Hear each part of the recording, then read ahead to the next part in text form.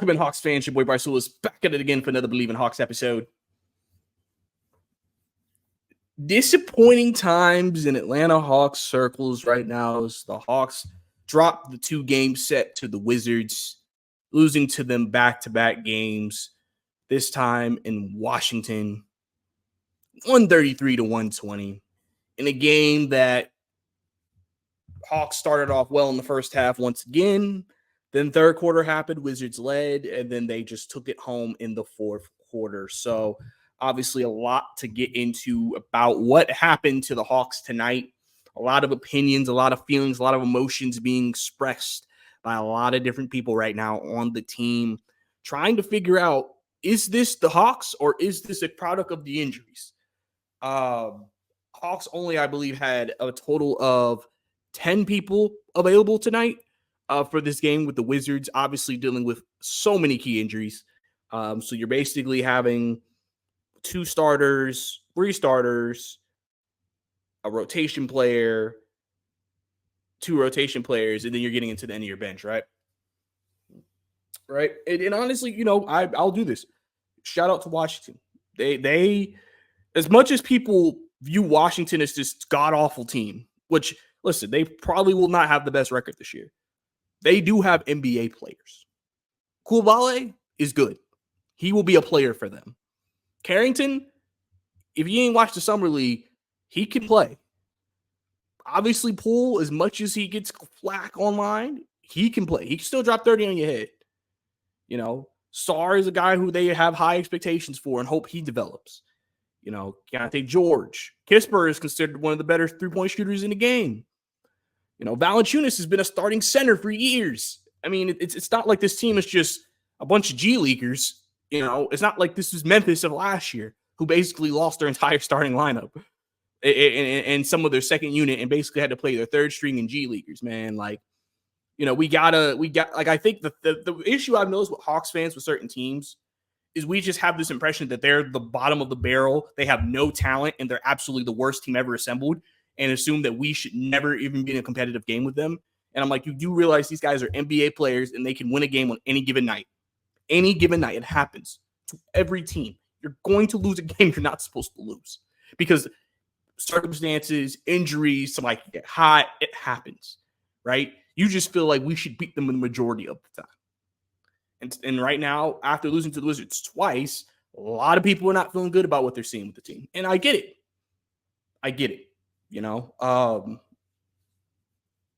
It's going to be tough sledding for the Hawks. I mentioned this yesterday in my episode, just that emergency episode about the injuries. It's just, this is going to be tough sledding for them. Like, there's no if, ands, or but around it. You're losing your backup point guard. You're losing your starting 3. You're losing your 6th man. You lost your starting shooting guard tonight. You lost a lot of people. And you lost Vic Krejci. So it's tough. Technically, you've seen when the team's been at least 90 to 95% full strength, they're 2-0 this year. Anything past that, they're 0-3. Even though obviously you can't use injuries as a complete excuse for what's happened, some of this is just also on the Hawks. But you have to look at that as a factor into why we're seeing the results that we are seeing right now. And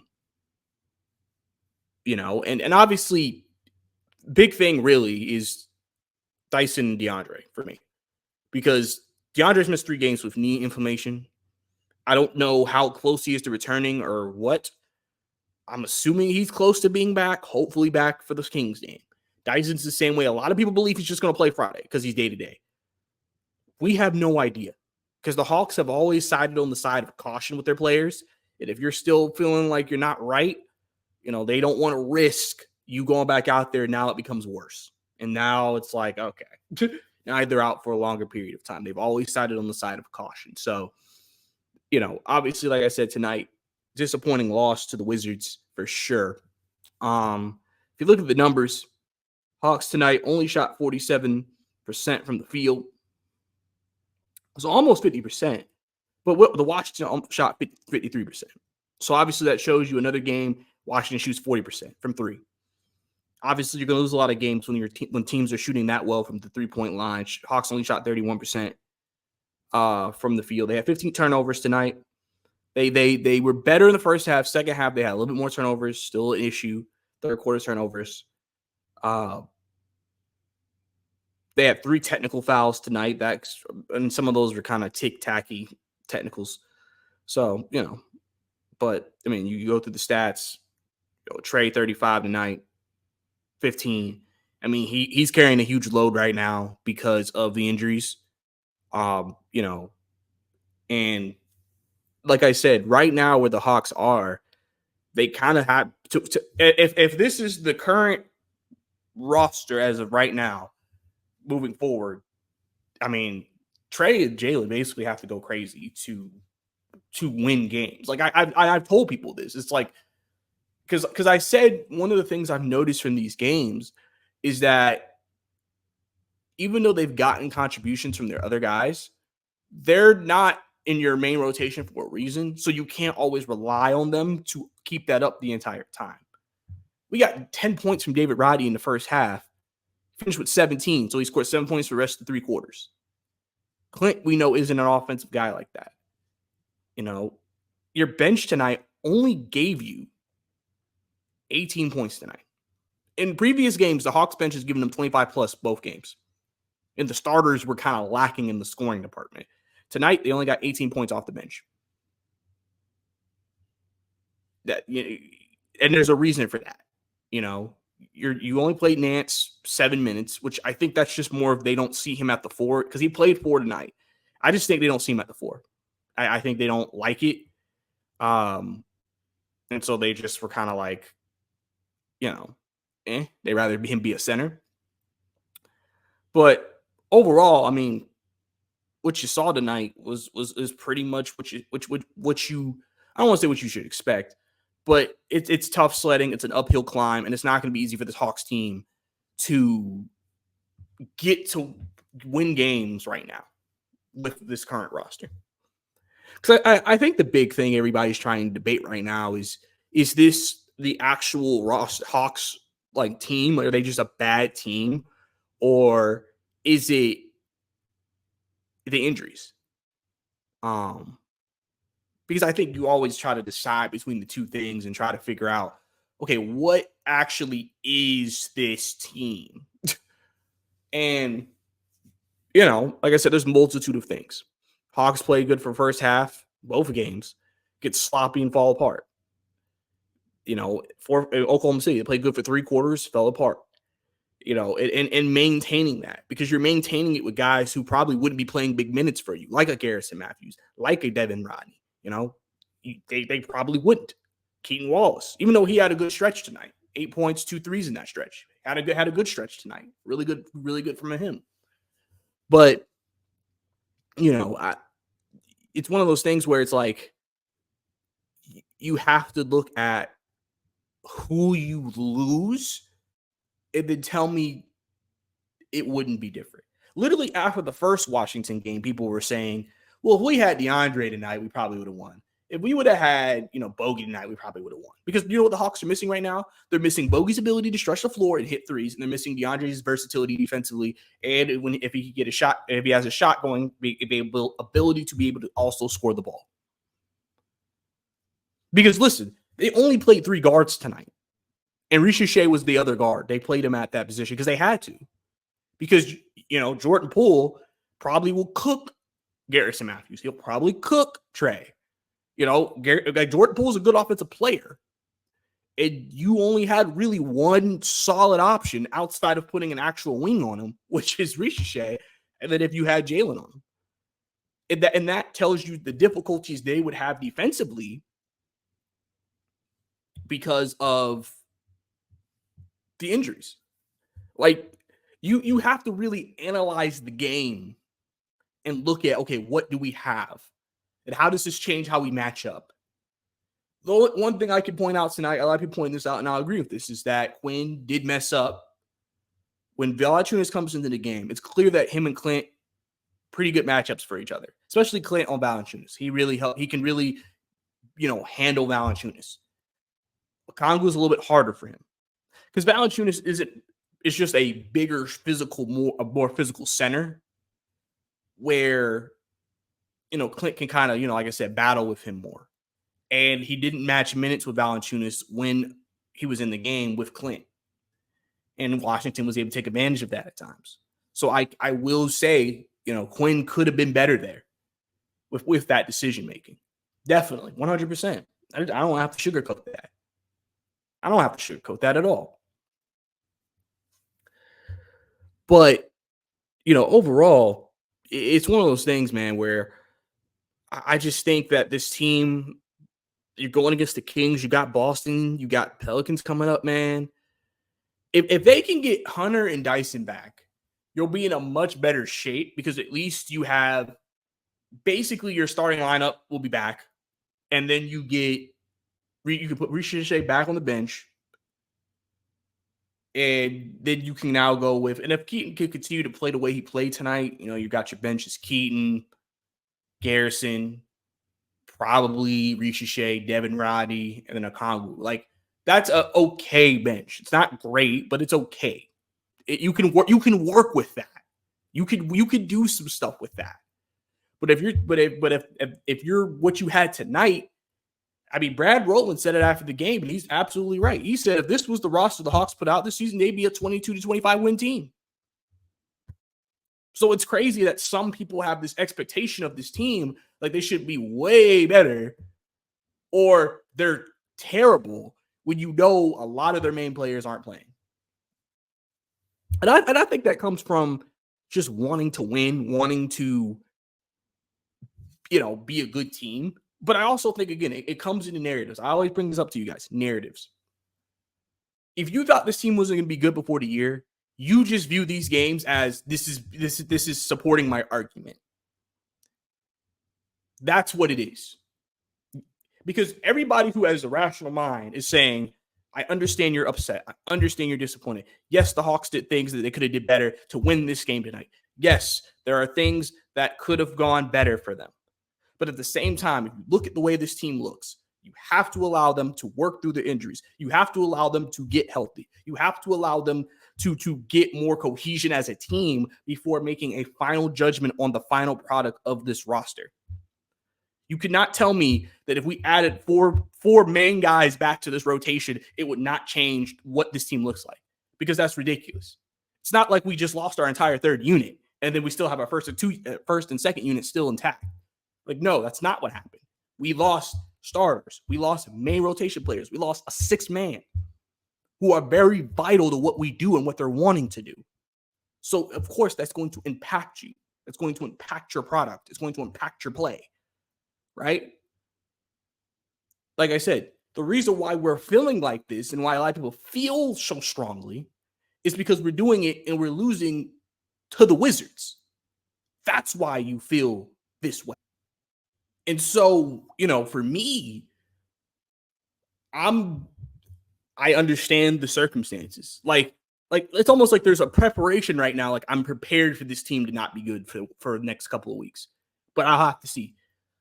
Obviously, DeAndre and Dyson, like I said, come back. I'll view this a bit differently. I'll be obviously like, all right, but we're also playing tougher teams. So it's not like we're playing teams that now we're in a position where we should definitely beat that team. People probably going to project us to lose to Boston.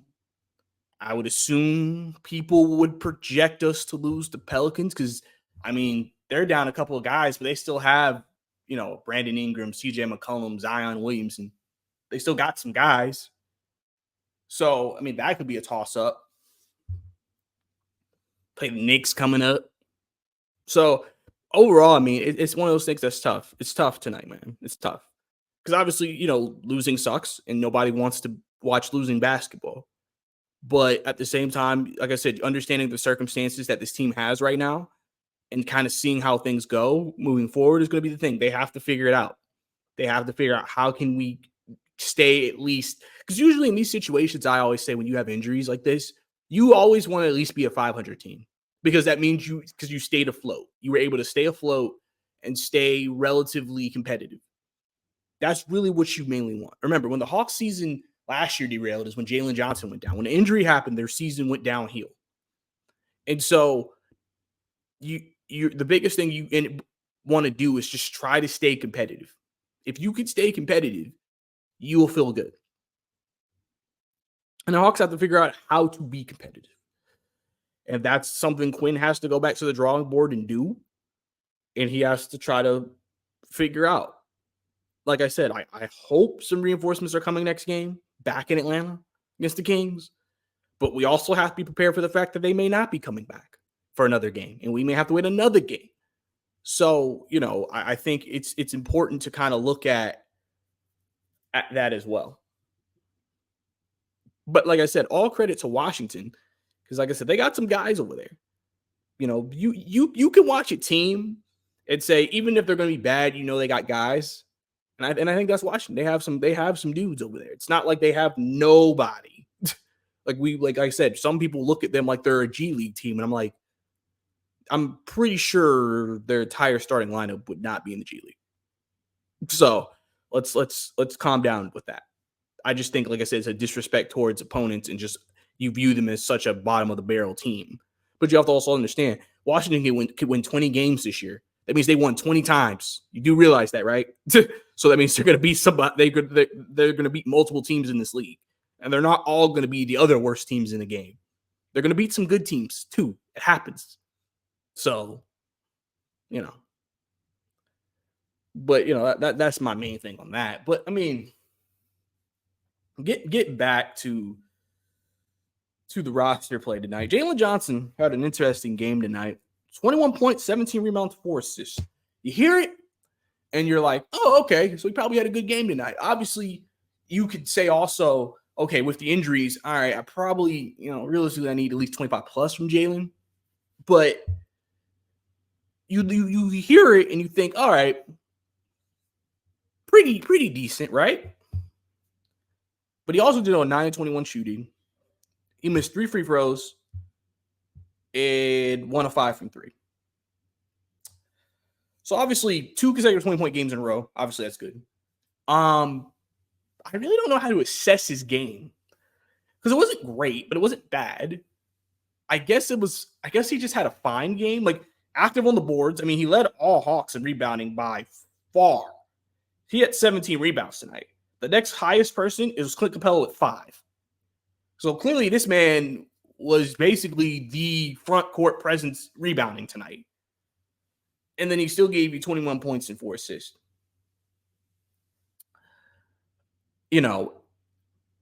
For me, I think a lot of people just still want more from Jalen. They still want to see more. And I think that's something that it will be a storyline that develops throughout the year, is just how Jalen, gets himself going. I mean, listen, last game he got himself going, got 29 points.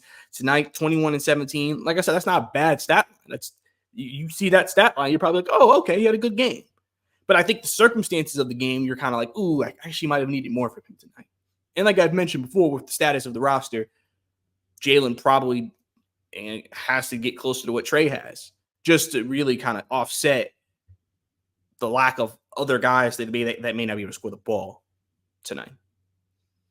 But I mean, he also had the third highest negative of all starters. So it's just something to point out.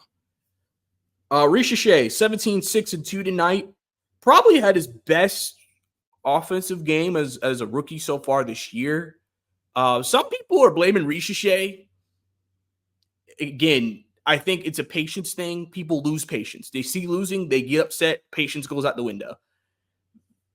Some people complaining about stuff he can't do. And again, if you know ball, Risha Shea pretty much this season has done everything good except shoot well, which means he's giving you something. And tonight he gave you 17 points. He gave you something. It's not like this man to give you anything. Actually, I was wrong. It wasn't Clint. It was Risha Shea. He had 6 rebounds tonight. So your highest rebounders were your starting 4 and 3. Your centers combined for 8 rebounds, which I'll get into in a minute. But, I mean, like I said, it's definitely some stuff Risha Shea can get better at. Absolutely. Obviously, still waiting for him to get more comfortable offensively. But, I mean, he's doing some of the right things. I mean, like I said, people are looking at, I think I saw a tweet earlier. People were looking at the field goal percentage of this rookie class, and a lot of people in this rookie class aren't shooting well. But if you also remember what we were saying before the season, we were also saying this rookie class wasn't going to be that good. So if we think this rookie class has not been that great, again, it shouldn't be a shocker to anybody. I'm fine with how Rishi played tonight. Yes, of course, I would love for him to give me more. But I'm not going to sit here and crucify this man like some of you guys are. Because like I said, people who probably are saying it are people who probably didn't want Rishi Shea to be the pick. So this is fueling their narrative to say, see, he shouldn't have been the pick. But I don't look at Alex Sarr over there and think, oh my God, we would be so much better with Alex Sarr right now. Next person after that is Reed Sheppard. And Reed Sheppard hasn't lit the world on fire.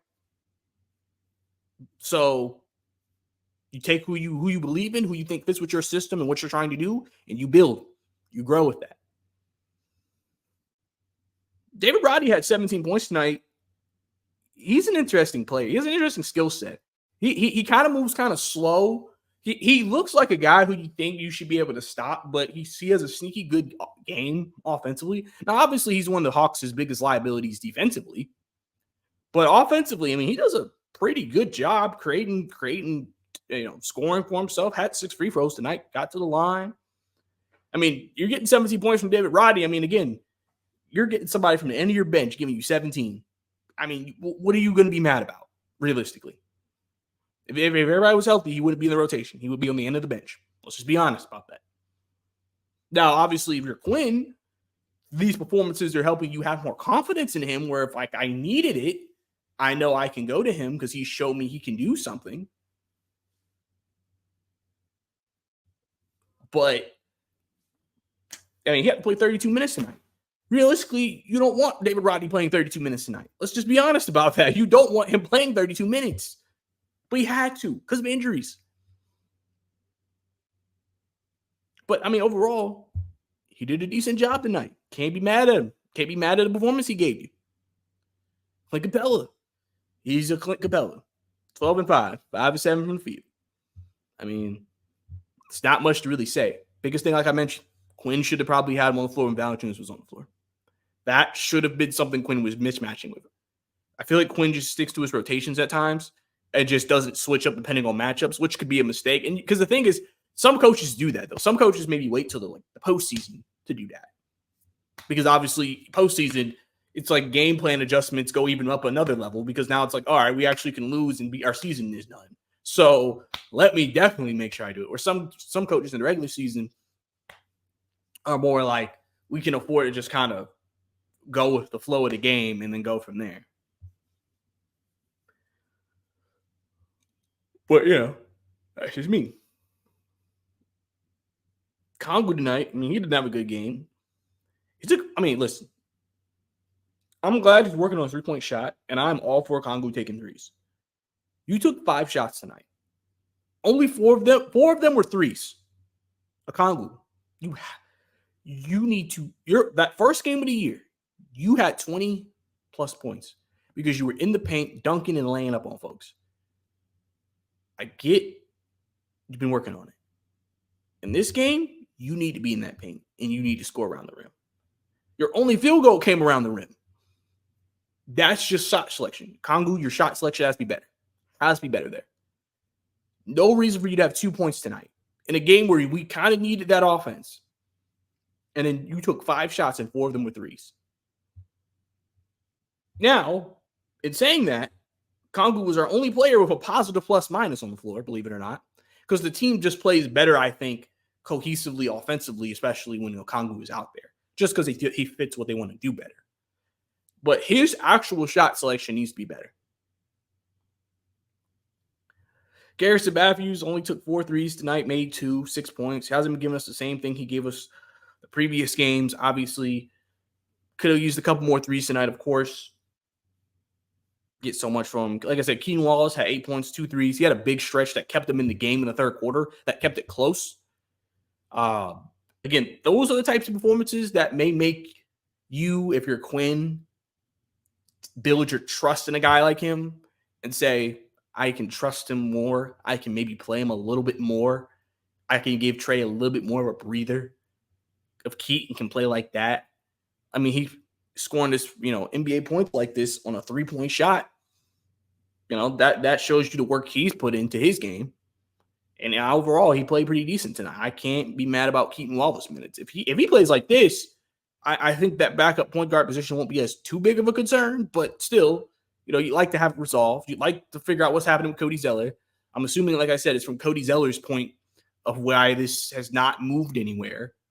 But that's kind of how I view it. And kind of just going from there. So, like I said, tonight was not obviously what you wanted as a Hawks fan. You're 2-3 now, going into a tough stretch of your schedule. Kings, Pelicans, Boston, Knicks before your next cupcake game is Detroit.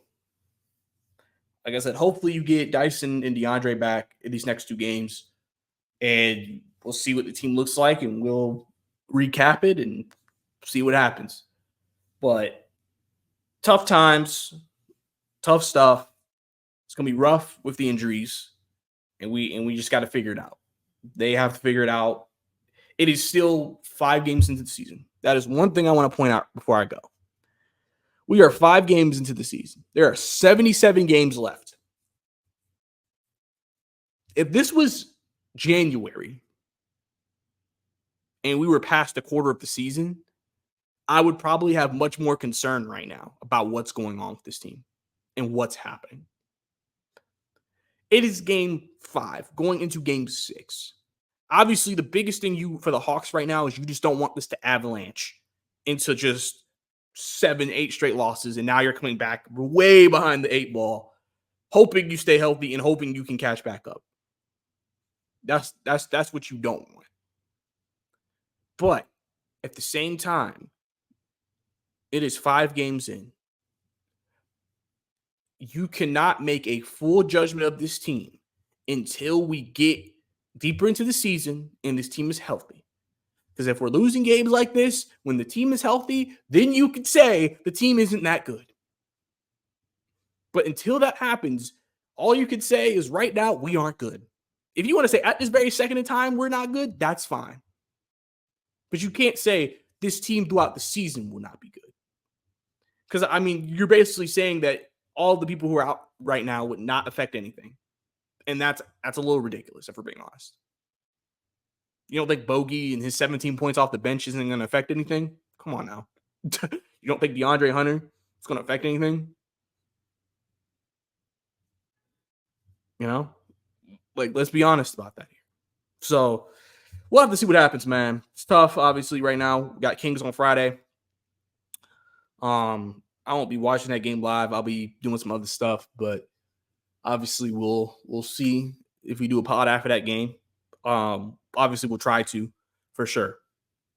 But like I said, guys, I appreciate you guys tuning into this Believe in Hawks episode. Definitely go ahead, follow me on Twitter, Bryce_2K for all my Hawks takes. Also, go ahead, subscribe to the channel. If this is your first time watching the Hawks video and you enjoyed it, definitely give us a subscribe and like the video as well.